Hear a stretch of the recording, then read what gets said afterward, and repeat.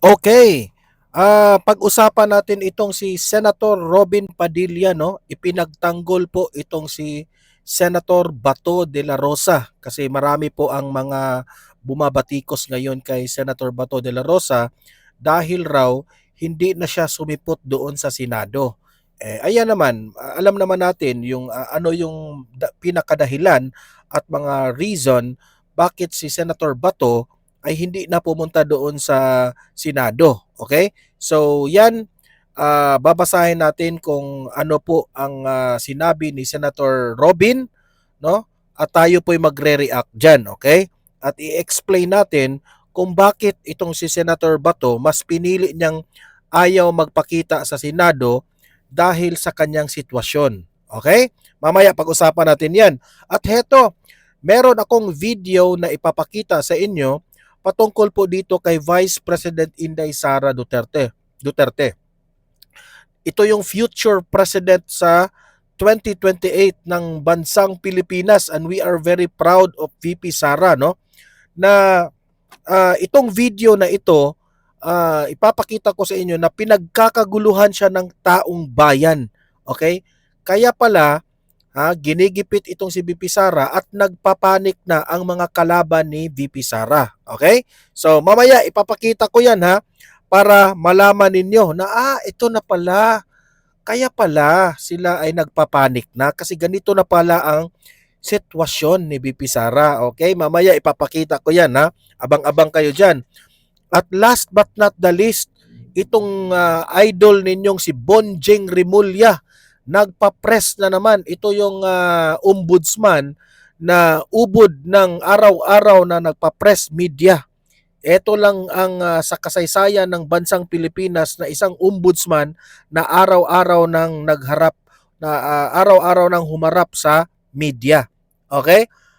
Siya po'y nagpapaliwanag patungkol po dito sa business nitong si Kong Leviste dyan sa solar business ni Kong Leviste.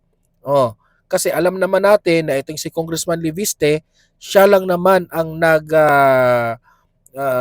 nag-expose, no? Pinipilit na in-expose itong Cabral files na yun pala ang daming mga nadadamay at nasangkot dito doon na mga congressman.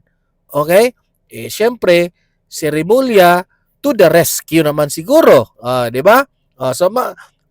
Dahil to the rescue itong si Rimulya, ngayon riniresbakan itong si Congressman Leviste.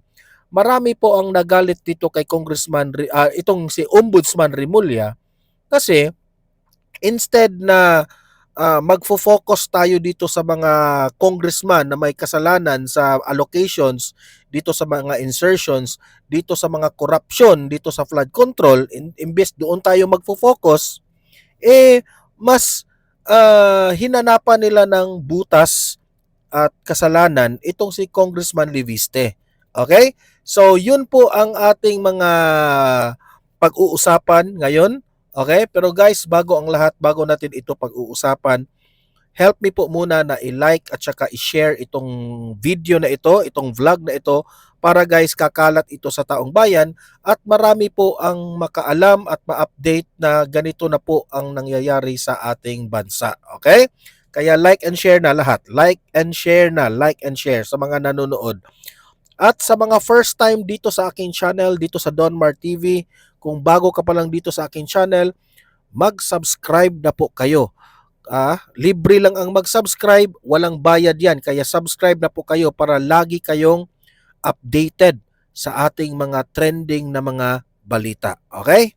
Nakasubscribe na ba lahat? Okay? So, nakasubscribe na ba? Okay. Simulan natin. Unahin muna natin itong si Senator Robin Padilla. Sabi niya, itong si Senator Robin Padilla raw came to the defense of Senator Ronald Bato de la Rosa, no? Ipinagtanggol itong si Senator Bato, no? Kasi po marami po mga kritisismo dahil sa kanyang pag-absent sa Senado, saying his office continue to function even he is away. Kasi ako po, naniniwala po ako na kahit absent yan si Bato, hindi yan abusadong tao. So what do I mean na hindi abusadong tao? Alam ni Senator Bato na absent siya.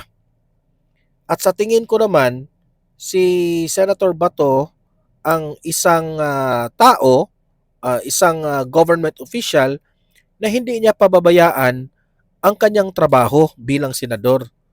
O, kaya nga, napapansin ng mga senador sa, yes, mga kapwa senador, mga nagtatrabaho po sa Malacanang, ang kanyang opisina doon sa Senado ay tuloy-tuloy pa rin ang function ng kanyang opisina. So meaning to say, nagtatrabaho pa rin si Bato. Kaya lang, si Bato kailangan niyang magtago. Kasi alam nyo naman kung gaano po kabangag itong administrasyon natin na hinahayaan lang nila na mahuli itong si Bato sa mga taga-ICC. 'Di ba? Ganyan po kagarapal, kawalang hiya itong administrasyong Marcos. Instead na tutulungan nila si Bato kasi Pilipino 'yan. Ang number one na tutulong sa atin ay yung kapwa gobyerno natin na Pilipino. Nangyari, dahil kalaban sa politika, hinahayaan lang nila na mahuli si Bato sa mga dayuhan. 'Di ba? Nakakalungkot. That is, for me, in my own opinion, parang that is disrespect at parang sampal yan sa ating soberentiya ng ating bansa.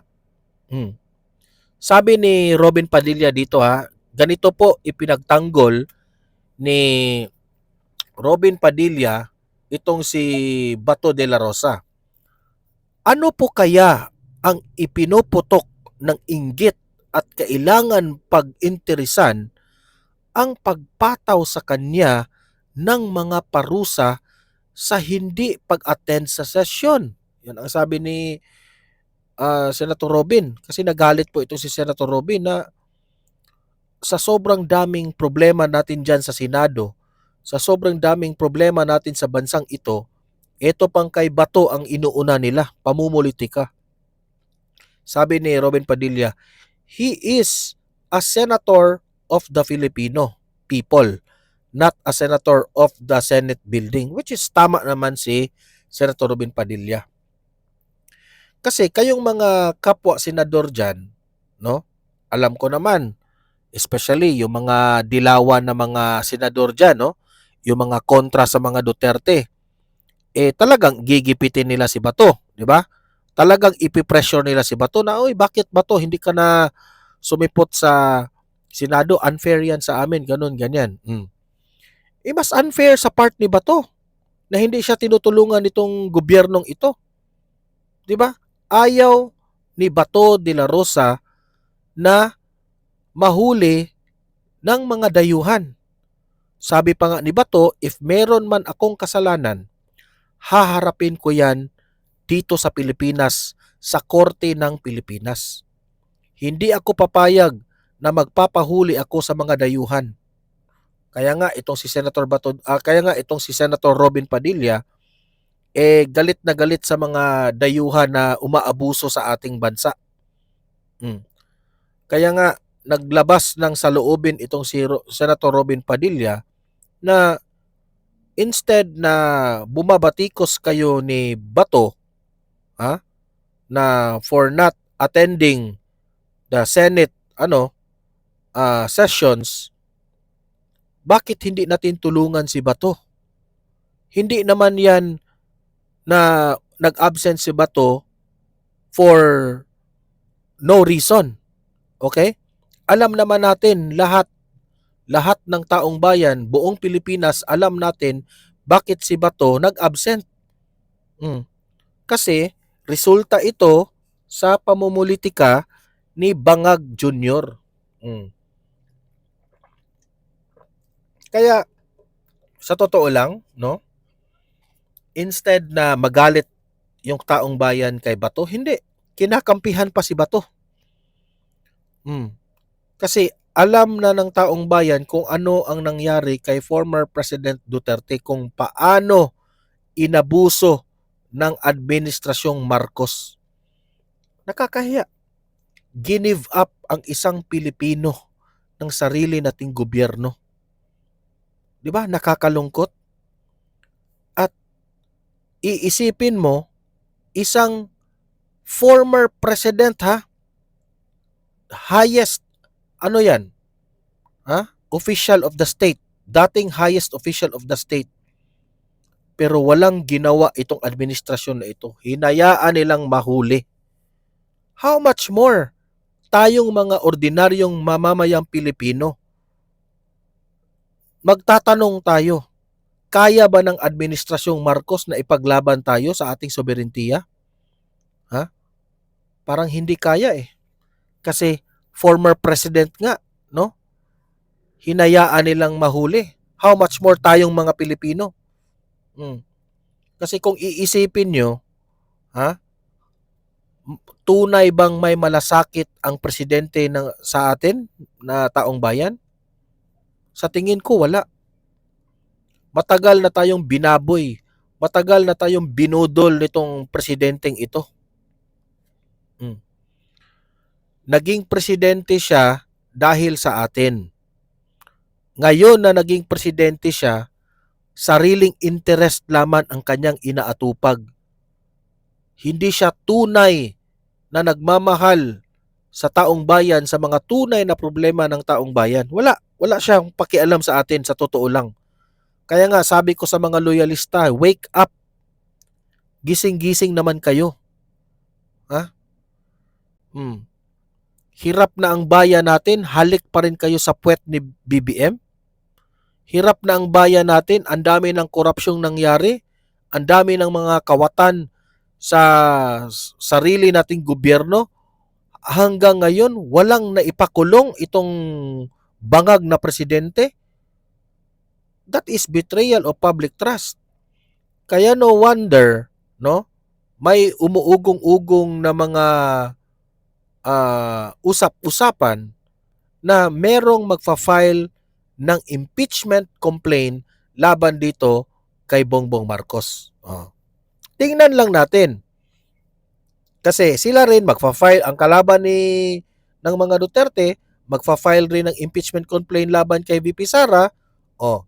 Tingnan natin kung saan susuporta ang taong bayan. Sa impeachment complaint laban kay VP Sara o sa impeachment complaint laban dito kay Bongbong Marcos. Kasi ako, kung merong impeachment laban kay BBM, yan, gusto natin yan. Gusto nating mapatalsik yan kasi sawang-sawa na po ang taong bayan dyan sa presidente nating walang ginawa kundi pamumulitika. Ako, hindi na ako magtataka dito kung si Senator Robin Padilla ay galit na galit. Sa totoo lang, hindi na ako na magtataka dyan. Kaya ikaw, Senator Robin Hood Padilla, maraming salamat sa pagtanggol mo kay Senator Bato de la Rosa. At patuloy niyong ipagtanggol si Senator Bato, Sir Robin, kasi alam naman ninyo ang pulot dulo ng lahat ng ito. Bakit nagkaganyan? Okay? Huwag niyong iwanan si Senator Bato. Sige. At ito yung video na sabi ko sa sarili ko, ito pala yung dahilan. Bakit ang mga kalaban ni VP Sara ay sobrang nagpapanik? Ito yung dahilan kung bakit si Bongbong Marcos nag-iba na ang ihip ng hangin. Kasi nung dati, sinabi niya na he will not support the impeachment complaint filed by the House of Representatives. Ngayon, si BBM, okay na siya. If meron rang impeachment complaint laban kay BP Sara, susuporta na siya. So, ibig sabihin, desperado na ang bangag. Kasi alam ni Bangag Marcos Jr. na malakas si BP Sara at malaki po ang percentage o potential na maging presidente ito sa 2028. At kapag mapresidente si VP Sara sa 2028, alam na natin kung ano ang mangyayari. Ha? Siguro, ha? Kung si VP Sara, kung walang awa itong si VP Sara, marami pong nakabinbin na marami po na posibleng kakasuhan ang mga kalaban ng mga Duterte and especially itong si Bongbong Marcos. Alam naman natin na si BBM ngayon ay immune because he is the President of the Philippines. Pero kapag hindi na yan presidente ng Pilipinas, ha, dadami po ang magfa-file ng kaso laban dito kay BBM. Marami pong pwedeng i-file na case laban dito kay BBM. Isa pa lang dyan na sinabi ng ibang taong bayan na malaki po ang betrayal of public trust na ginawa ni BBM. Especially nang hindi siya nagpapa-hair follicle test na request yan ng taong bayan na magpa-hair follicle test ka na para alam namin kung matino pa ba ang utak ng presidente namin. Diba? Nakasaad yan sa ating konstitusyon na kung ano ang sabi ng majority of the Filipino people, kung request nila magpa-hair follicle test ka, magpa-hair follicle test ka. Bakit hindi mo kaya magpa-hair follicle test? Okay? So, isa yan. Kaya sila ngayon, hindi mo mabiblame ang taong bayan, binagsak po ng negative trust rating itong si BBM. At si VP Sara bumulusok pataas ang kanyang trust rating. At hindi lang yan istorya hindi lang yan sulat sa papel na mataas ang rating ni VP Sara. Saksi po tayo sa video na ito. Ipapakita ko sa inyo gaano po kagulo ang taong bayan kapag nandyan po ang presensya ni VP Sara. Ito, panoorin natin.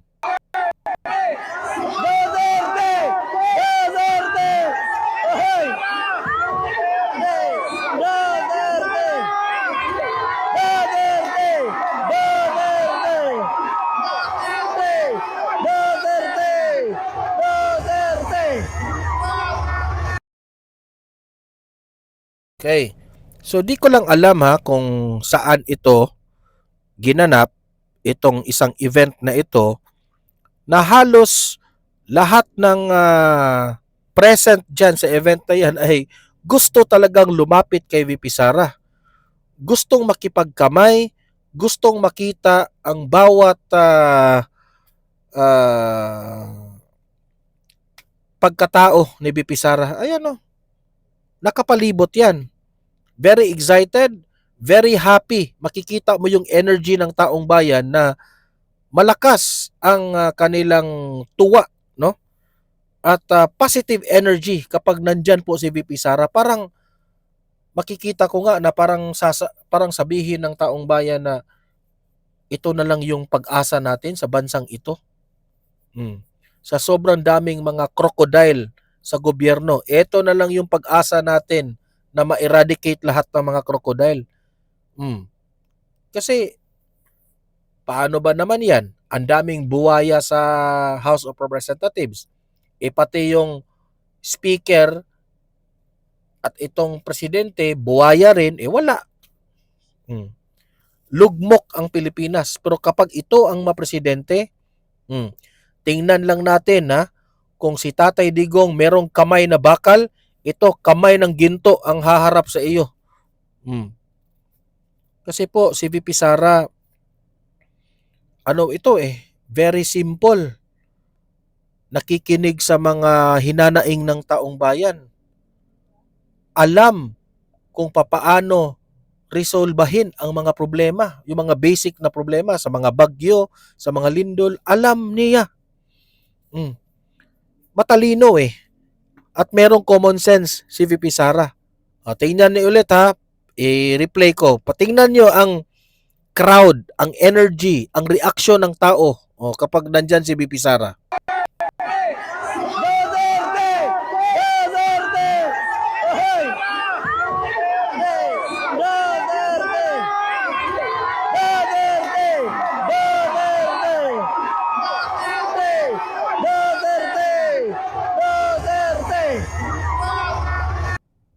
Tingnan nyo. Ang tanong ko sa inyo, si BBM sa kanyang mga event, ang dami mga event si BBM sa kanyang pagiging presidente, ganito ba ang reaksyon ng taong bayan? 'Di ba? Sobrang dami po tayong video na nakikita na wala lang ang pumalakpak dito kay BBM. 'Di ba? Pero ito tingnan nyo si BP Sara, ibang-iba. The opposite energy of BBM. Si BBM, kapag merong event, wala. Yung mga taong bayan parang gusto na nilang umuwi. Pero ito, halos gustong yakapin, halikan si BP Sara dahil natutuwa sila sa presensya ni BP Sara. Di ba? Oh, kaya pala sila nagpapanik na. Kasi alam nila mananalo ito sa 2028. Ngayon naman, panoorin na naman natin itong si bida-bida. Tatawagin kong bida-bida itong taong ito. Dahil bida ito sa media eh. Gusto niya talaga ini-interview siya eh. Pakinggan natin ang kanyang banat, no? Kung ano ang gagawin niya kay Congressman Leviste patungkol po sa issue dito sa business ni Leviste, dito sa mga solar companies. Okay? Marami sa mga kababayan natin naniniwala na ginamit itong si Remulla para patahimikin itong si Leviste sa mga ine-expose ni Leviste ngayon na mga corrupt na mga officials, especially dyan sa mga Cabral files. Okay? So, ito, panoorin natin at pakinggan natin si Remulla. Kayo nang humusga, ha? Babatiin ko sana eh. Okay. Ganito. Okay. So, good afternoon. At welcome to our briefing. Gusto ko lang magbigay ng kaunting update sa mga nangyayari. Okay. And siguro mas maganda magtanong na lang kayo para isa-isa natin yung bawat subject matter na pag-uusapan. Sir, kanina po may nag-file regarding po dun sa PhilHealth transfer dito po sa Ombudsman against former PhilHealth Chief Ledesma and ES Lecco. Ano po yung process na gagawin po ng Ombudsman dun po sa complaint? Evaluation muna. Of course, it has to undergo evaluation. It was filed this morning, and we will just look at the allegations to see if they're actionable, and of course, if it merits any further action on the part of the Ombudsman. Siyempre, if we find it to be properly done and the legal basis to be solid, then we will proceed. But we have to evaluate everything first. Kailangan pag-aralan muna.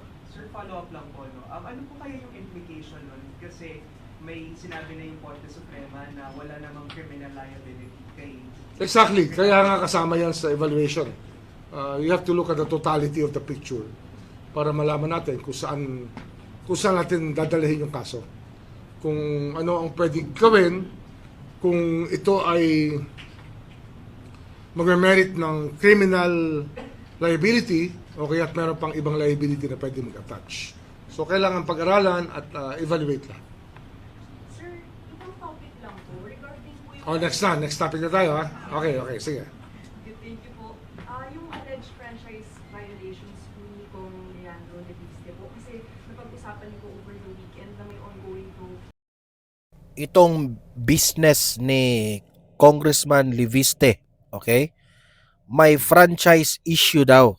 Okay? Patuloy. Regarding this, may confirmation po ba ng sale ng controlling interest? Hindi, ganito yan, no? I will not be technical about it, but I can be a little legal about it. There's a principle in law that we say, what you cannot do directly, you cannot do indirectly. What you cannot do directly, you cannot do indirectly. So, dyan nagmumula ang mga premise natin Kaya sinabi natin na pinag-aaralan natin yung kaso ng Solar Philippines Oh. at yung Ngayon, pinag-aaralan mo na. Kasi nakita mo yung video na mismo si Bongbong Marcos pinupuri po itong mga solar companies na ginigipit mo ngayon na nililink mo dito kay Congressman Leviste. Actually, sa totoo lang, sablay ka dito, Rimulya eh. Kasi may video ha, may video na tumulong nga itong si Presidente Marcos. I think mga inauguration dito sa mga solar companies na ito. Tapos ngayon, gigipitin mo dahil si Leviste ang pagmamay-ari. Gigipitin mo ang mga franchise. Bakit ba? Hahanapan mo ng problema ng kanilang mga franchise? Kung totoo namang may problema sa franchise yan, okay, walang problema. Ituloy mo yan. Pero unahin mo muna, wala kasing delikadesa ka, Rimulya, unahin mo muna itong mga sangkot sa flood control. Especially itong mga congressman na ito na ang laki-laki ng mga allocations. Pero inuna mo pa yung kay Leviste. Kaya galit ang taong bayan sa inyo at ni BBM, kaya bumababa ang rating ni BBM dahil sa mga pinanggagawa ninyo. bebenta nitong spin-off company under as a subsidiary and intimately related to Solar Philippines. So yun eh. We have to look at it from that point of view. Kung hindi pwede mong ibenta yung isa, gagawa ka naman ng kontrata, gagawa ka ng subsidiary, baka naman pinaiikutan mo na yung batas. It's common sense to all of us. Should be common sense to all of us na hindi dapat nangyayari yan. But anyway, that being the case, pinag-aaralan talaga namin yan. Kasi nga, hindi ito simple case lang ng violation of franchise. It goes deeper into the country's energy picture. Kasi kung ganyan ang mangyayari sa atin, merong kukuha ng ganyang franchise, exclusive at that, more of a monopoly, we will base our energy plan because of the actuations of this company, which later on turned out to be very questionable. Siyempre, you have to examine. Ito ang comment ko sa iyo, Rimulya, no? Kung totoo na may problema itong mga prangkisa na ito, itong Solar Philippines na ito na nakalink ngayon kay Leviste, may problema ito, bakit ngayon mo lang ito paiimbestigahan? Bakit ngayon mo pa lang ito papanagutin? Ang sarap naman ng timing mo, no? Hindi obvious ang timing mo. Kung saan, si Leviste, in-expose niya itong mga buwaya sa Kongreso, saka ikaw rin investigate sa Solar Philippines itong link ni business nitong si Leviste. Di ba? Ang galing ng timing mo, Rimulya, sa totoo lang. Yung timing mo, no, hindi pamumulitika. Hindi obvious. Hindi siya obvious na pamumulitika. Hindi siya obvious. Huwag mo kaming gawing tanga, taong bayan, Rimulya, sa mga pautot mo. The milieu. Tingnan mo yung nangyayari. Kasi nga, yung energy mix ng bansa, mahalaga yan eh. Dapat dyan, seryoso tayo dyan. Hindi ito laro lang. Makakala na ibang tao, laro lang to. This is very important. Kung seryoso ka dyan sa may problema sa prangkisa ng Solar Philippines, kung seryoso ka, kung hindi yan laro para sa'yo, ano itong mga bilyon-bilyong ninakaw ng mga government officials? Laro ba yan? Biro ba yan? Galit ang taong bayan dyan. Yan ang pinaka-trending ngayon. Yan ang pinaka-pulot dulo bakit ang amo mong bangag naging negative 3%. Ayusin mo, Rimulya, ang mga government officials na sangkot dito sa flood control. Yun ang unahin mo. Kasi po, ang taong bayan walang pakialam dyan sa Solar Philippines na yan. Ha? Bakit inuna mo yan? Ha? Unahin mo muna yung pinakamalaking problema ng bansang ito. Huwag mong unahin si Libiste. Tanga ka pala eh. Important to the country. Kaya natin pinag-aaralan yan. And then Ombudsman has Rep. Leviste heeded to your call nga po na magpakita ng lahat ng documents he has regarding this matter po. Nakausap niyo po siya about it. Hindi ko pa siya kinakausap. Basta pinag-aaralan na namin yung kaso. And we will get in touch with him in case we need him to respond to anything. In case we find that there's really ground for us to start asking questions from him, saka doon na lang kami mag-usap, officially na lang. Kasi wala na tayong mapapala dyan. Natawid na natin yung lugar na yan, tinawid na natin yung tulay eh. Papunta na sa pag-iimbestiga nga. Kasi nga ang epekto nito sa bansa napakahalaga eh. Hindi naman to biro.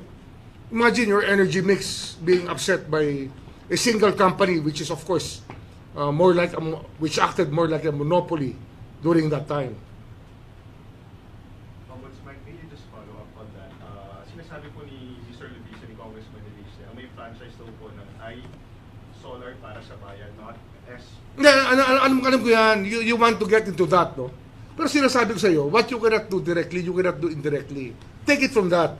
I will not go into details. It's something for our investigators to determine.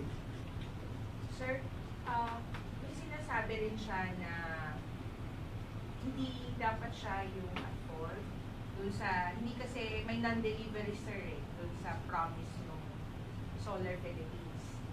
Hindi na-deliver yung 12 Well, mga megawatts. Sa akin yan, yung mga technical na nangyari dyan, wala sa akin yan. Ang mahalaga, alam natin, nag-spin-off siya at nabenta nga yung spin-off. Na hindi, sabi ko nga, hindi pwedeng gawin directly, hindi mo pwedeng gawin indirectly. Again. Di ba? Kung nag-spin-off ka ng kumpanya, meron kayong kontrata, yung kumpanya mo, tsaka yung spin-off mo, tinali mo na yung kontrata. Siyempre, magkaka-value yung spin-off mo. Ano tawag doon? Pero sir, pwede ba siyang magkaroon ng separate liability? Hindi, yung nga, fina-fine na nga siya ng DOE, di ba? Opo, yung May fine na nga yung DOE. non-delivery. Oo, siyempre, oo. Ano yan eh? All of these contracts are all vetted by the DOE and approved by them. It goes into the energy mix of the Philippines. It goes into the projection of our country's energy needs. Eh pag niloko-loko mo lang yan, pag hindi mo inayos, eh paano tayo? So dalawa po sir, one for the non-delivery and of the promised solar energy, and secondly yung pagbenta. Would that be right? So dalawa yung pwede. Oo, kasi nga, monopoly nga yan eh. Monopoly na, virtual monopoly yan. Ang daming pinahirapan yan nung panahon na nandyan yan. Yung mga nagtatayo na solar noon, ayaw bigyan ng feed-in tariff. Kasi nga, monopoly nga yan eh. Nagkalintik-lintik tayo dyan.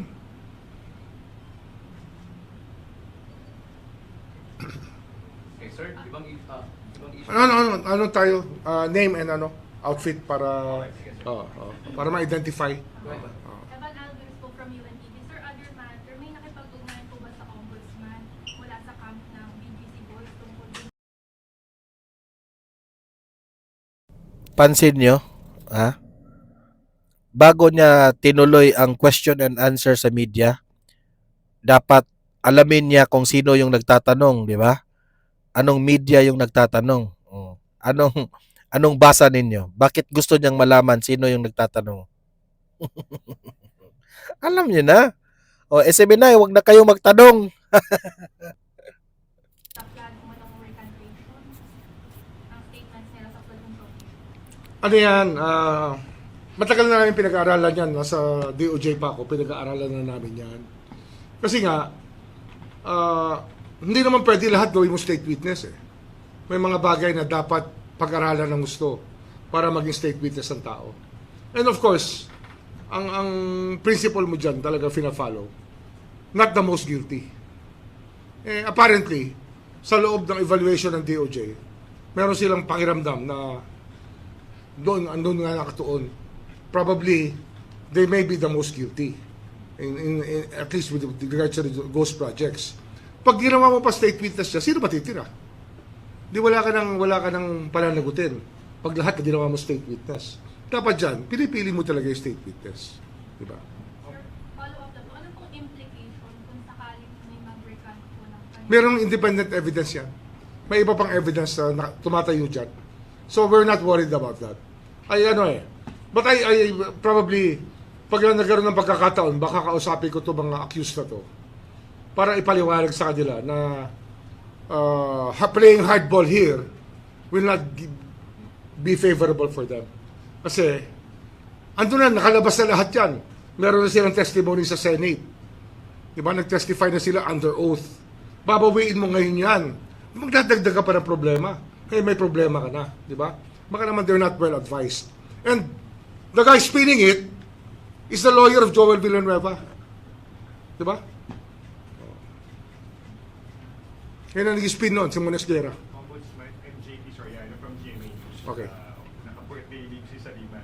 Sir, related to her question, are there any indications now that Mr. Hernandez, Alcantara, or Mendoza gusto nang ayaw na makipagtulungan? At meron na bang ganun? Then, walang ganon.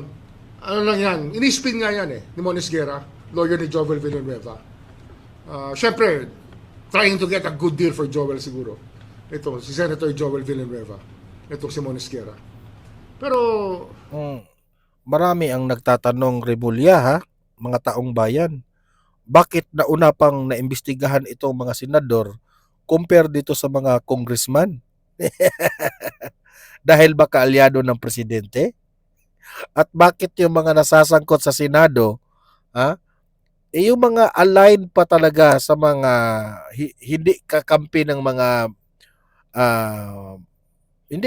mga Marcos, 'di ba? sabi ko nga, lahat state witness? Paano yun? Di wala na tayo ikukulong, wala na tayong pananagutin. Hindi ganun ang batas. Ang batas, hahanapin mo talaga yung pwede mo talaga panagutin, di ba? So, ipatawag mo na si First Lady, si Sandro Marcos, Martin Romualdez at si Zaldico. 'Di ba? Patawag mo na para sigurado tayong alam natin kung meron bang ginawang masama. Kasi sila yung tinuturo ng taong bayan eh. Nagdududa ang taong bayan na sila yun. So ngayon, ito yung pagkakataon na mapatunayan ninyo na wala silang kasalanan. 'Di ba? Sec, Glenn Luego, DCWP. Sec, sa sinabi ni brother ninyo, si Secretary John Vic, yung 1 billion bribe daw para tumahimik dito po sa flood control. Tinanong ko siya tungkol dyan, ayun nga, ang problema kasi ang lipunan natin, napakarami natin interconnection sa bawat isa, na minsan, flimsy na, wala na talagang basis ang magiging usapan. A friend of a friend of a friend. Sa atin, ma-identify mo pa, pero yung connection na yon very flimsy. Kasi kung yan ay binigay na, kung pinag-usapan namin yan, kung yan ay diretso niyang inalok sa kanya, nang talaga nag-aalok, arestado niya kagad. Wala a friend of a friend na hindi matibay ang basihan. Pero alam mo, may pinanggagalingan, pero hindi matibay, hindi tatayo Hindi titindig sa kaso. Kaya hindi hinuli yan. Pero he learned this lesson there. Na marami talagang gusto makipag-usap, maraming gusto mag-go between sa society natin. That's how our society functions. Yung lipunan natin, ganun talaga, di ba? Yung kaibigan na kaibigan mo, ang sabi, maganda na bumili doon sa lugar na yon. Di lahat kayo bibili doon, di ba? Kasi, yun talaga networking natin dito sa bansa Sir, can you confirm isang contractor daw at may congressman daw? Hindi ko pwedeng yan. Kasi, hindi akong kausap. Basta pinag-usapan lang namin. Sabi ko nga sa kanya, basta't ganyan, tingnan mo kung may opportunity, arestuhin mo na. Kasi dapat dyan, kung talaga mayroong direct connection, arestuhin mo na. Kasi na yan, bribery na yan Corruption of public officers yan. Sir, JC po sa 25. Sir, tama no direct offer. Walang direct offer eh. Walang direct offer talaga. Pero yung hint na yon, matibay na hint sana. Kaya lang, wala talagang koleksyon na pwede itahi. Eh parang mahihirapan din tayo prove ang kaso. Sir, yun pong sa whereabouts na po ni former DPWH Chief Manny Bonoan. Oo. Meron ba tayong info? Because he was supposed Nasa Amerika yan. Ngayon, ito yan, ano? He's overstaying already. So kung na-monitor tayo ng US Embassy o ng American ng State Department, overstaying na si Manny Bonoan. They can actually send him home already. They can actually deport him already. Kahit nag-apply siya ng extension of stay, pag hindi ginagrant yan, technically pwede siya mong sipain pa uwi dito. ng US State Department. State Department. ICE. Tsaka yung ICE. Ano bang mas mainam, sir? Umuwi na lang siya sa Pilipinas? Umuwi na lang siya. Oh, di ba? Marami pa mangyayari. This week is very, very important. Kasi, actually, sa Sabado, 100 days na. From the time that I was appointed here. Sabado, no? So, many things are happening now. Sabay-sabay nga this week eh. Yung sa Bongero case, di ba? Na-file na. May warrant of arrest na. Ayan, 43 months in the making yan. Tandaan nyo, Yan namang binabanggit niya ay issue naman yan ng yung Sabongeros, di ba? Kay Atong Ang, no? Balita ko nga, ang latest kay Atong Ang, inano na nila, wanted na raw di umano itong si Atong Ang ngayon, no? Kasi yung warrant of arrest hindi na serve. Ano ba, nagtago ba si Atong Ang? Yan ang alamin natin, okay? So, yun lang po ha. Kasi po, marami po talagang nagque-question dito, no? Kay Remulla, no? Ombudsman Remulla, na bakit mas inuna pa ninyo ang problema dyan kay Leviste? Sa lawak ng problema at hindi na makapag-intay ang taong bayan, no? Hindi na makapag-intay ang taong bayan patungkol po sa issue ng flood control, na dapat meron ng masangkot, meron ng mapanagot, meron ng makulong, pero hanggang ngayon wala. Tapos ngayon, uunahin mo na naman yung kay Leviste. Hindi, sinong taong bayang hindi magagalit yan? Di ba? Kaya, sige, patuloy mo lang yan, Remulla, at magsasuffer po ang trust rating ni BBM. Yung negative 3 ni BBM, magiging negative 50 yan. Tingnan nyo. Mag-negative yan. Bababa at bababa ang rating ni BBM. Tingnan nyo. Okay? So guys, ano ba ang masasabi nyo dito sa mga galawan ni Remulla? Tama lang ba ang kanyang galaw? O para sa inyo, ginamit na naman si Remulla para pagtakpan itong mga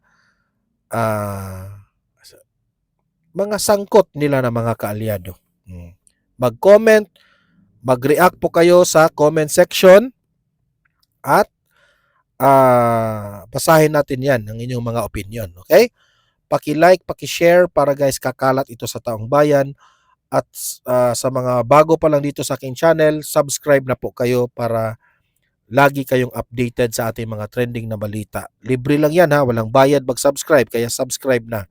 See you in my next video. Have a great day, have a great night. God bless po sa ating lahat. Mabuhay ang Pilipinas and God save the Philippines. Bye-bye.